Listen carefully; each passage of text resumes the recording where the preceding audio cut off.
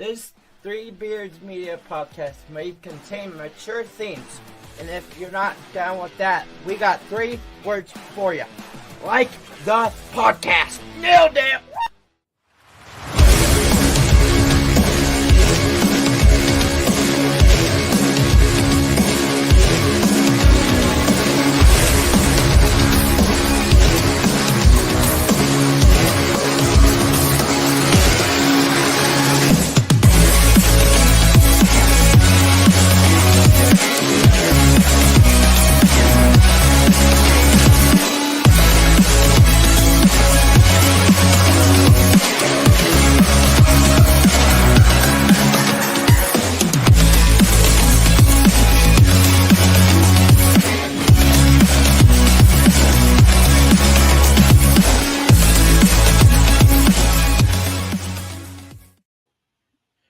Welcome in, everyone. Episode 11 of the Hawks Eye View with Andrew Barber and your other host, Drew Shipley here. Glad to be here on episode 11. We're sponsored, as always, by Revelton Distillery and Kyle Lightman Wintrust Mortgage, presented by Three Beards Media, and also Drew's Dentist. So Drew's Dentist is doing good work, so appreciate him. Quick opening drive here, Drew. How are you? How are you feeling? How you feeling? Are we doing better than last week? So we had the tooth extraction, which is step 2 of this 3-step process, yesterday. So I had oral surgery yesterday. I am doped up on only Tylenol and ibuprofen, believe it or not, but I do have some antibiotics just in case things get gunky up in there. And I do have some oxycodone with a Narcan box too, just in case I OD. So that made me feel really good about just giving me oxy. So I'm avoiding oxy if I can, honestly. So it's just been the regimen of Tylenol and ibuprofen thus far. It sounds like that they're going to replace this missing tooth with an implant, which would be much better long term. But that is a 2 to 3 month process of healing since they removed the tooth. And I'll have what's called a flipper, Andrew, which is like a retainer that has your missing tooth that you'll just plug in, and you can actually eat with it, drink with it, everything that you can with like dentures. Wow.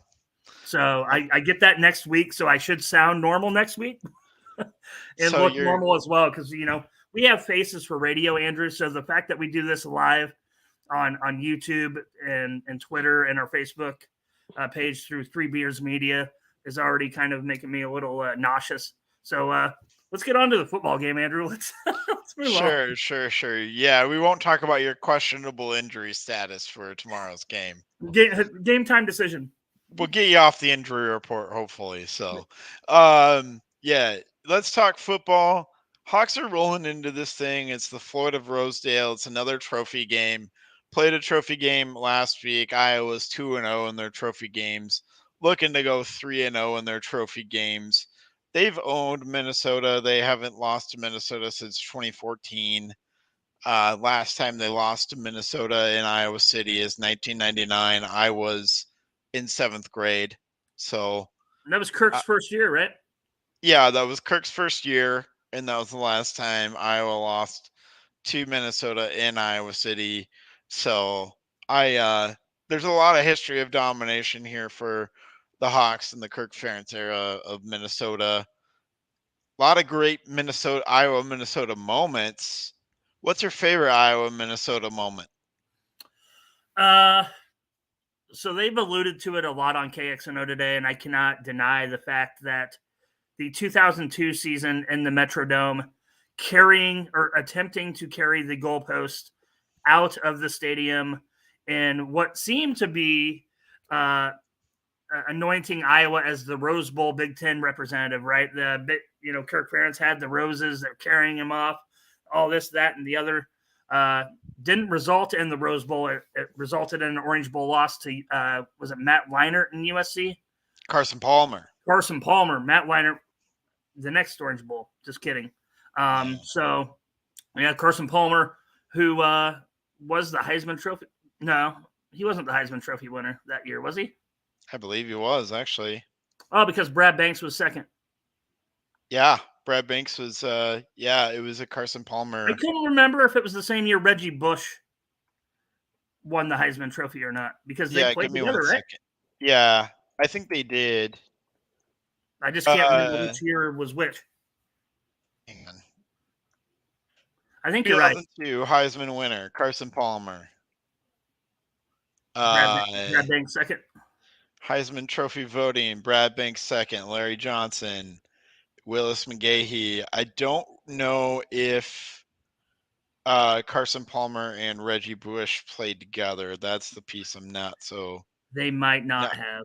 I'm not so sure on. I know that Matt Leinart and Reggie Bush did. Who else was on 2002 USC? Anyways, Matt Castle was on that team. Okay. Mike Williams.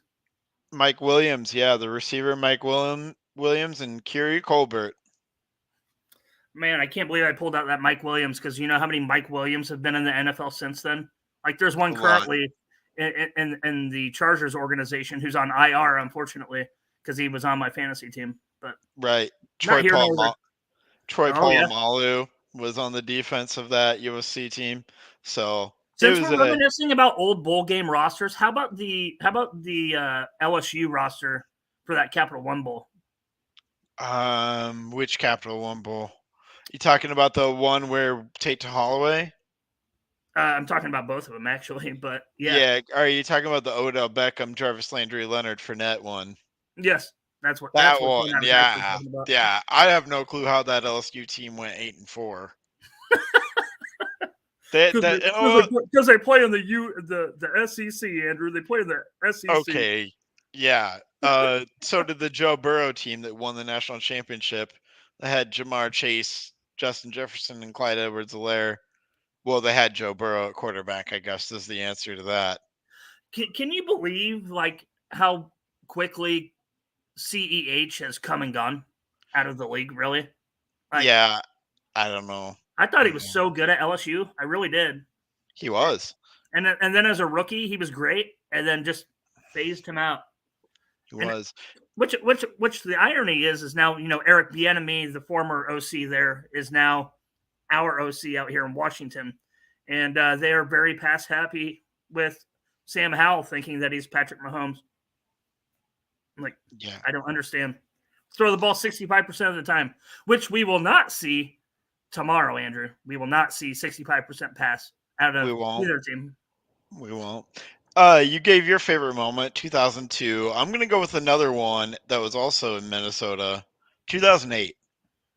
I love the 55-0 Sean Green and the guys running all over the Gophers. I don't know how good Minnesota was that year, really, but Iowa was turning it on at the end of the year, and that was a huge Sean Green game. I just love the absolute. I just love the absolute domination. I love it when we just destroy a team like that. So give me that year, the 2008 year, and Sean Green, one of my favorite players. A lot of great players on that team as well. So let's look up some quick stats from that game because I loved it so much.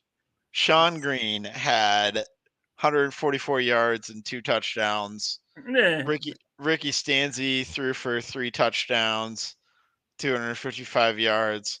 We aren't going to see that much scoring tomorrow, probably, from either team. No. But if we do, it'd be a welcome surprise. So, all right, let's jump ahead. Both of our favorite moments resulted in Orange Bowls, by the way. 2009 was the Orange Bowl. 2008 we played. Okay. What bowl game did we play? We played South Carolina. We played Capital One. I don't know what bowl game that was. Technically, I think that might have been an Outback Bowl. That was an Outback Bowl year. We played South Carolina and oh gosh, I can't even remember his name, but Spurrier was the coach. Oh, the old ball coach. Yep, we played Spurrier, South Carolina team. Sean Green had a pretty good game in that one with 3 touchdowns as well. Iowa won 31-10. I don't know why I was thinking Orange Bowl 2009, because usually the bowl games are New Year's Day. So when I'm thinking of like the 08 season, I'm thinking of the 09 Orange Bowl. Maybe I get that mixed up. But anyway. Yeah, well, there's a lot of what if there because Sean Green could have come back. And if he did, Iowa wins the national championship. You can't change my mind on that. You can't change my mind that if Sean Green comes back for 09, Iowa wins it all. So here's my question is, if I recall correctly, then our running backs after that, was it Adam Robinson and Brandon Weger? Yes, because of the Jewel Hampton injury. Nailed it. Jewel Hampton got injured, and then we got the Weger bomb and Adam Robinson for a year. And that was the 2009 season where 2009 season where they played at Wrigley Field against Northern Illinois, right? Yeah, I believe so. Which I was at. Which ironically, 2 weeks from now, I'll be in Chicago. Wait. Soldier Field. We've never played at Wrigley before. Soldier Field. Yeah. Soldier Field in 09. But we're going to Wrigley Field, which is right above me here. Yep. 2 weeks from now. I'm so pumped. Yep. Anyway. Nice.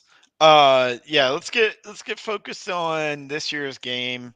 Minnesota. If there's one thing I know about them, and specifically their quarterback, say he has a penchant for turning the ball over. He's thrown 6 interceptions. He's got a lot of turnover-worthy passes as well. This just looks like a game where Iowa's defense could absolutely feast on a bad quarterback. This might be the worst quarterback that we've played in a minute. Even though we knocked out Mordecai last week and his backup wasn't great, I think this Minnesota quarterback, this Minnesota team, this is probably one of the worst versions of Minnesota that we've seen recently. This is not anything like the Minnesota of the past 3 or 4 years. Because they turn the ball over on offense. They give up almost 27 points per game. They give up nearly 5 yards per play on defense. This is not your Minnesota team that you're used to seeing. Usually they're great run game, efficient enough in the pass game, a lot like Iowa, right? Efficient enough in the pass game, solid defense. They aren't. I mean, if you go back past 2020, then yes, but yeah. But what I'm saying in the past 3 years, 2020, 2021, 2022, when they had Mo Ibrahim and several other running backs and some wide receivers as well with Bateman and Tyler Johnson and Tanner Morgan, quarterback. Yeah. So yeah, they did have a lot of stability, Andrew. Like you said, like over the last 3 years, Tanner Morgan, 5th-year senior last year. Mo Ibrahim, which had his season cut short, I believe, in 21 with a torn-up knee. We didn't see him in 21, but 22, he ran for over 200 yards, and we still won the game. Yeah. So, they lost a lot of stability there on offense, but they do have Darius Taylor, Andrew, and he's averaging over 6 yards a carry himself. So if they do have any sort of not edge, I can't say edge, I don't know, offensive, what's the word I'm looking for, Andrew? Identity. Yeah, they can run the football, man, or at least Darius Taylor can. Over 6 yards a carry. I mean, that's a first down every 2 times. So yeah, I think we need to be weary of that. But I'm not afraid of the passing game. The wind is supposed to be 15 to 25 miles an hour, so no one's exactly going to be slinging it around Kinnick Stadium. So yeah, it's going to be run on run, I think, is what we're going to see. Which is good because we've let up some yards in the ground game, but we've only let up 1 touchdown, 1 rushing touchdown so far through 7 games. And, barring some poor tackling, maybe from Iowa, I don't really envision anything changing a lot with that. Like you said, the weapon on offense is Darius Taylor. So, that being said, let's move on. Are you looking forward to the new uniforms? We've seen it all over Twitter. We've got the black, yellow, black combination. Some people think there might be script Iowa on the front. How do you feel about the I like it. We're going alternate jerseys a little bit more this year than we have in years past. I kind of like the trying new things with the jersey combinations. Yeah, so the last time we seen the gold uniforms was Nate Stanley, Noah Fant, right? It was the gold with the black wings. Is that the last time we saw the gold unis? Yeah. And they were all gold, right? So it had the top, gold pants, black helmet. Yes. So the way I read it, or the way I followed social media, was it's going to be black helmet, gold jersey, black pants. Yeah, it is. I like it. I like it a lot. Yeah, and it looks like it's not going to have the wings. It's just going to look like a lot like the black jersey, but not the wings. Except it's instead of black, it'll be gold. Yeah. So the black with the white accent, shoulder pads, if you will. Yeah, instead of the wings that they had previous golds. I just want the script Iowa on the front. I don't know if that's there, but I want the script Iowa on the front. I love the script Iowa on the helmet. Yeah, or on the helmet. Yeah, that'd be perfect. Iowa is a short enough name that you can fit that on the helmet just fine. Yeah. So I don't know. I don't know if it really means anything, but Iowa is 0-1 when they go alternate jerseys this year. They're 6-0 the rest of the time. To be fair, we did it in the whiteout at Penn State. So I mean, what do you want? Right. I'm not saying it means anything because it probably doesn't, but I just wanted to throw it out there that Iowa is 0-1 when we go alternate unis. So. And wasn't the previous gold uniform with Nate Stanley, wasn't that Woodshed, Ohio State? No, the previous gold uni was a Penn State game as well that we lost on that last second. To Barkley. Trace McSorley to Juwan Johnson. Oh, that's right. I don't know why. Akram Wadley scored. I don't know why I keep thinking it's Barkley. Yeah, you're thinking of Barkley was on the team. Okay. Barkley was on the team and ran all over us, but Trace McSorley threw it to Juwan Johnson. What a piece of shit, by the way, Trace McSorley. Yeah. Like he was no better than Graham Mertz, but he had better position players. Right.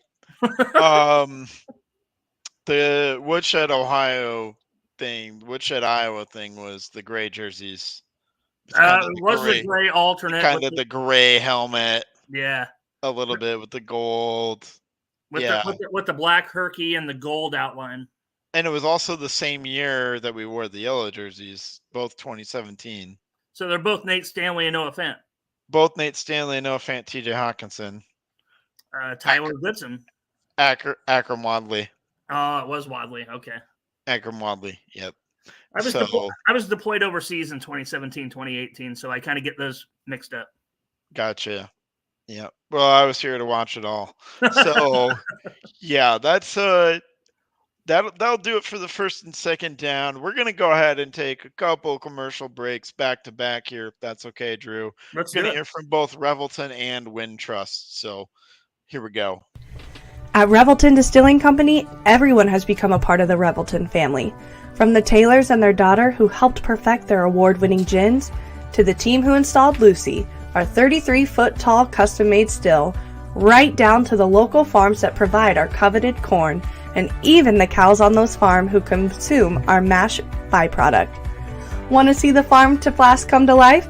Now you can tour Lucy and find out where we take Iowa's harvest and transform it into our finest spirits. Choose between a 45-minute tour or find out even more by scheduling a VIP behind-the-scenes tour to get the taste of the full Revelton experience. You can visit them at 1400 West Clay Street in Osceola, Iowa, or find all of Revelton's award-winning spirits at any local grocery or spirits retailer.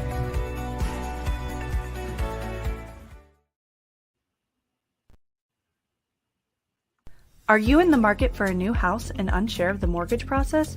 Want to know that you have someone looking out for you? Kyle Lehman from Wintrust Mortgage is a down-to-earth, knowledgeable lender who can be there for you in your corner. He can work with you in any of the 50 states and is just what you need to expand your home search. Kyle will work with you through the entire process with little to no work from you. Take the worry of the mortgage process out of the equation so that you can focus on looking for your dream home. Contact Kyle at www.wintrust.com/Kyle-Lehman or call him at 515-473-0546. All right, welcome back in. It is third down. What do you want to see out of the Iowa offense this weekend, Drew? What I want to see and what I think we will see are two different things, Andrew. Okay. But the third thing is what it's going to take to win the football game. Okay. And it's going to be run all over their ass. Yeah. It's going to be run all over their ass. 250 plus yards rushing by I don't care who. Yeah, it'll probably be a combination of guys, I would imagine. Yeah, it sounds like Jazz Patterson's suiting up, right? Mm-hmm. LaShawn Williams still there. We get darn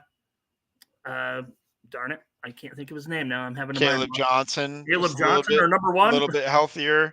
Yeah, LaShawn's actually listed as number one after his performance last week Saturday. Is Caleb Johnson on the depth? He is, but he's listed as the backup after LaShawn's performance. Okay. I think Kirk just gave him the nod after his performance against Wisconsin and said, "Here you go, you can be the starter." So I think we'll see all three, and then I have a dose because Iowa ran the ball 48 times last week, and like you're talking about, the wind gusting around 15, 25 miles per hour, the tight end injuries that we already know about with Lachey and all being out for the year, there's no real reason to risk putting the ball in harm's way. I mean, unless you want to throw it to eighth-year senior Nico Ragaini, right? Yeah. or send him out to drive for good. I don't know. Or worse yet, throw it to Minnesota, which could happen with Deacon Hill. So, right. You know what? The service academies I've made more jokes, I guess, about how they just run the ball, right? They don't throw the ball. They don't even try, right? Because they don't. A lot of times don't need to win football games, Andrew. Mm-hmm. You know, they throw the ball 4 or 5 times a game. They run it down your throat, and they run 55, 60 plays a game. Take the time of possession away, 40 minutes to 20 minutes. And I think it's going to be a lot of that. I think 35 minutes is going to be the key number. 35 minutes of possession, that's plus 10 away from Minnesota, will be the key number in the game. Not even talking turnovers, not talking about rushing yards, not talking about the score. 35 minutes time of possession, I think, is the key number tomorrow. Yeah, I'm with you there. I think you do that. You just limit the possessions. Not that Minnesota is really this high-tempo offense that wants to put a lot of points on the board anyways. I think both teams kind of want to do the same thing, right? They want to line up and run right at you. It's just that I think that Iowa might be better at it than Minnesota will be. Dude, there's been so much growth the last 3 weeks in the offensive line, particularly in the run game, that I think we're finally peaking in the run blocking schemes. I think we're finally there in the running game. We just don't have a quarterback that can throw the ball, unfortunately, for better or worse. Just kind of a ghost back there, just handing off, throw 4 yards, whatever. Yeah, he will have to complete a few. That's my prediction, is that he will have to complete a few, probably 7 or 8 passes tomorrow to win the game. That's a lot, because has he completed 7 or 8 passes the last 2 games? I don't know. I don't think he has, but I think he I probably will. I think they'll probably utilize the play action. It'll probably be those boots where he throws it to a guy in the flat and they run for first downs. Maybe those kinds of scenarios. I think that's what we're going to get out of Deacon Hill tomorrow. Hopefully. And again, it'll be just enough. It won't be anything spectacular. It'll be just enough for Iowa to win the football game. They're probably only going to get 1 offensive touchdown tomorrow, and that's probably all they're going to need. And I feel that way about the rest of the schedule. I think we could come on here every week before the game and say, if Iowa scores one offensive touchdown, they're going to win the game. I'm glad you brought that up, Andrew, because Yeah. let me run this down for you, because I did a little pregame research here. Okay. Of the remaining schedule, since the running joke for the Iowa Hawkeyes is the terrible offense, right? Worst in the country, right? Mhm. What's remaining for total offenses on the Iowa schedule? Minnesota this Saturday, 119th. By the way, there's 130. We are 130. Minnesota, 119. Illinois, 83. Congratulations, Illinois. You are the highest offense left on Iowa's schedule. Okay. Nebraska, 101st. Rutgers, tied for 108th. And Northwestern, 120th. So, yeah, Okay. you're exactly right. One offensive touchdown probably does it. Per game. One offensive touchdown per game. Yeah. Yeah. Because we know that the Iowa defense is good enough to not allow multiple offensive touchdowns per game to those offenses Right. that you just mentioned. Oh, yeah, obviously. And we also have to go into every game feeling like the defense and or special teams is going to score. Specifically, Cooper DeJean. I don't know if we can predict it. That is so wild, Andrew, because I listened to Murph and Andy today, and they do the segment "Call Your Shot," right? So they have callers call in and make predictions, this, that, and the other, and more than half of them had defensive touchdowns in their prediction. Like, it's an expectation now. Yeah, and it almost should be with the way that Iowa plays defense. That is wild. It is. That is not okay. Well, see, that's where I struggle and where I debate. I mean, I'm not mad about it, obviously, but yeah, like, you can't depend on that. It's kind of like, do you just embrace what this team is at this point? I say yes. You kind of just have to as an Iowa fan, because it's not really going to change. We aren't going to suddenly become some high flying offense over the next 5 games. It's just not going to happen. So you just got to embrace that they're going to win these games ugly. It's going to look like 15-6. It's going to look like 17-3 or whatever it is. It's going to look that way for the rest of the season. So, and I'm okay with it as long as we go 11-1. If we go 11-1 and we average 17 points per game, who the heck cares? We win 11-1. Speaking of that, Andrew, so I don't know if you've looked down the road, right? 11-1. Just call it 11-1, right? Yeah. We get trounced in the Big Ten championship game like expected. Sure. So we're 11-2, right? More times than not, that puts you in a New Year's 6. Mm-hmm. It's not going to this year. You don't think so? No. Yeah, probably not. Not with the way Penn State and Michigan look. No. So Penn State, Michigan, Ohio State. Yeah. Just take that. Yeah. And then all the bowl ties and their stipulations going down the road. The Citrus Bowl, you can only go to 2 out of 3 years. Iowa's already done that. The Outback Bowl, previous Outback Bowl, whatever it is now, ReliaQuest Bowl, right? I think they've been to 2 out of the last 3 years or some shit. So they're like automatically can't go there and play Kentucky for the 3rd straight year. So like the bowl projections go clear down to the Las Vegas Bowl on December 23rd. Andrew, does that fire you up for an 11-win freaking Iowa football team in the Big Ten to go to Las Vegas on December 23rd? What the hell is that? I believe we can go to the Citrus Bowl. But that's technically a New Year's 6, right? I don't think so. I don't think that's a New Year's 6, but I believe we can go to the Citrus Bowl. And I have seen bowl projections out there that have Iowa, Tennessee in the Citrus Bowl. So, and Tennessee's going to be like a 4-loss team. Yeah. So 11-2 Iowa versus 8-4 Tennessee. Probably. I really want the freaky of all freaky to happen, though. College football playoff and win it. Yes. Not win the college football playoff, but win the Big Ten championship game to make somebody fucking make that decision. Yeah, I need to see what a committee would do with a 12-1 Iowa that averages 17 to 18 points per game and wins the Big Ten championship. I'm not going to predict that, but I need to see it because it would set the world on fire if they were like, yeah, okay, I guess Iowa's in. Okay, so let me ask you a two-parter here, okay? Okay, all right. This is our fourth down. Ask Yep. me this two-parter. The best scenario for Iowa to play which team in the Big Ten championship game? And the most likely. So what sets up for Iowa the best? Question one. And what is most likely going to happen? Question two. I think the best scenario, honestly, is to play Ohio State. And I am putting that mainly on the fact of those three teams that you mentioned, Michigan, Penn State, and Ohio State.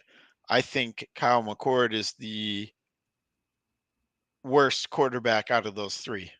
They've got Marvin Harrison Jr., but we've got Cooper DeJean. Ibuka's been a little bit banged up.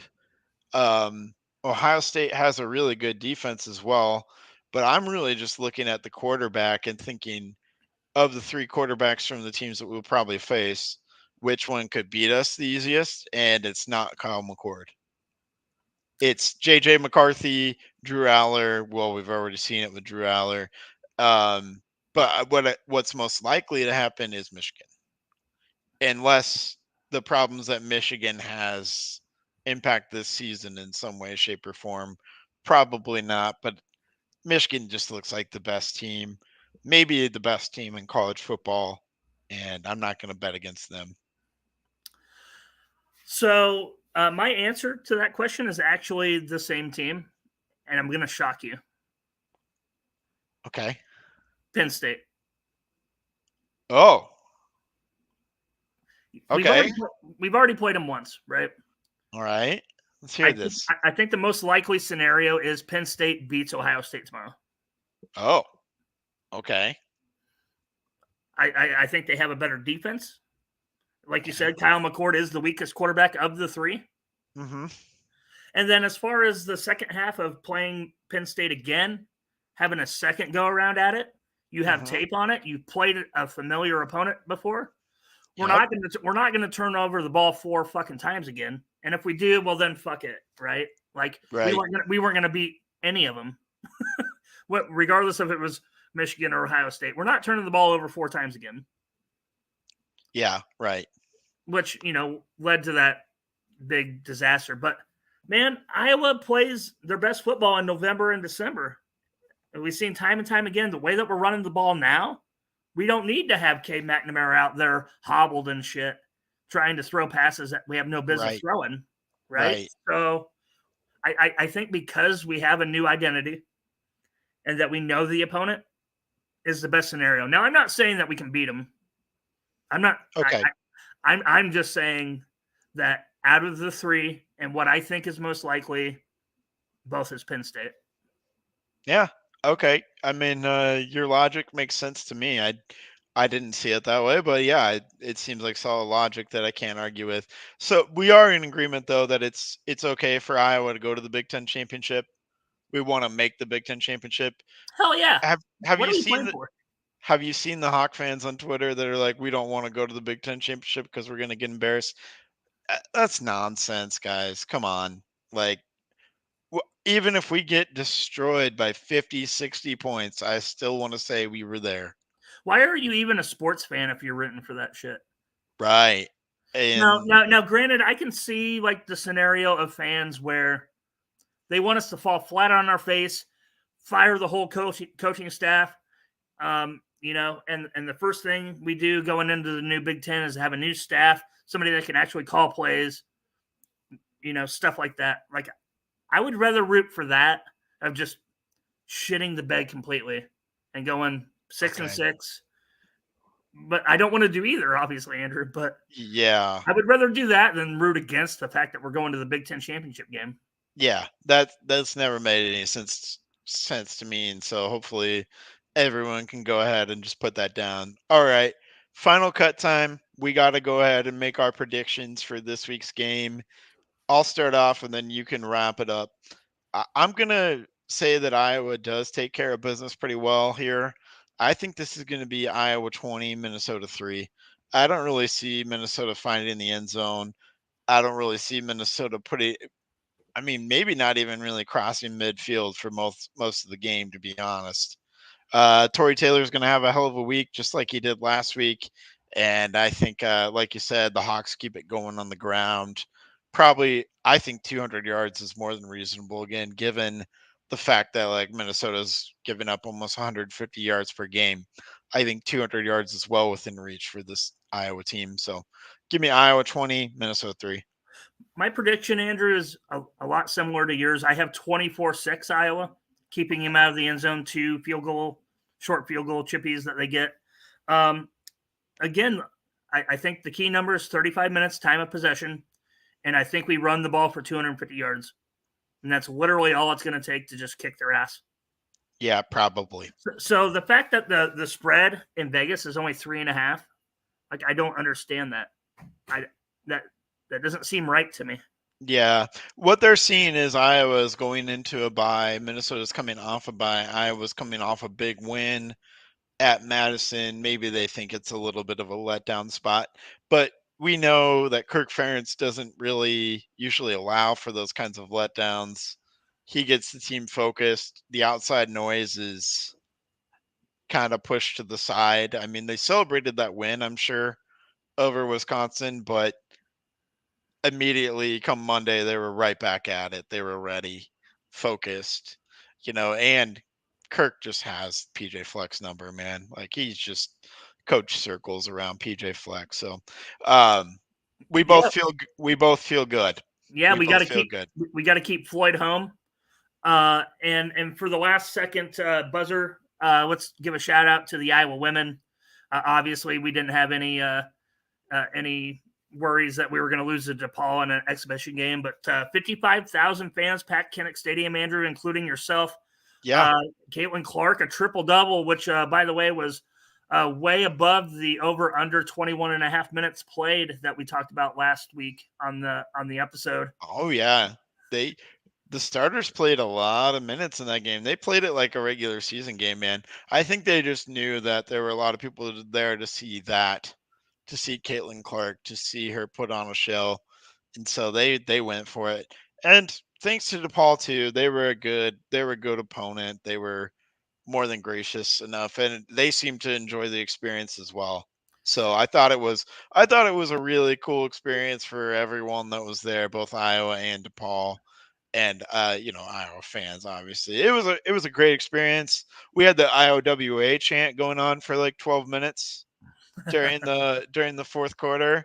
I thought it was going to go the whole entire fourth quarter of the basketball game. It was nuts because it sounded like a football game when that's going on. Yeah, for sure. It was cool. It was really cool. Did the Wave have any different vibe in a basketball setting than it does for football? Did it feel any different? No, not really. It felt the same. It felt like the same good old Wave. Obviously, I think the women's team was just thrilled to be a part of it because they had never been a part of it as players before. For sure. Only as fans. So, and I think that's really why they wanted to do the game outdoors at Kinnick, was so that they could do the Wave. I mean, I know they wanted to show off in front of a bunch of people, but they also wanted to do the Wave. I think that was a prime motivating factor for Coach Bluter and staff. So, yeah, we'll be back next week because it's bye week to talk basketball. So we're going to talk women's and men's basketball, and I'm looking forward to it.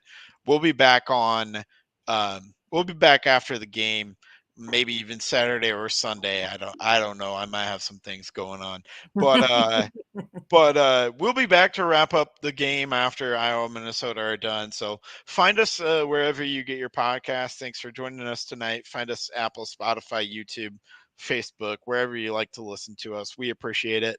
Appreciate all of you as always. Thanks for tuning in, and go Hawks. Go Hawks. Let's go.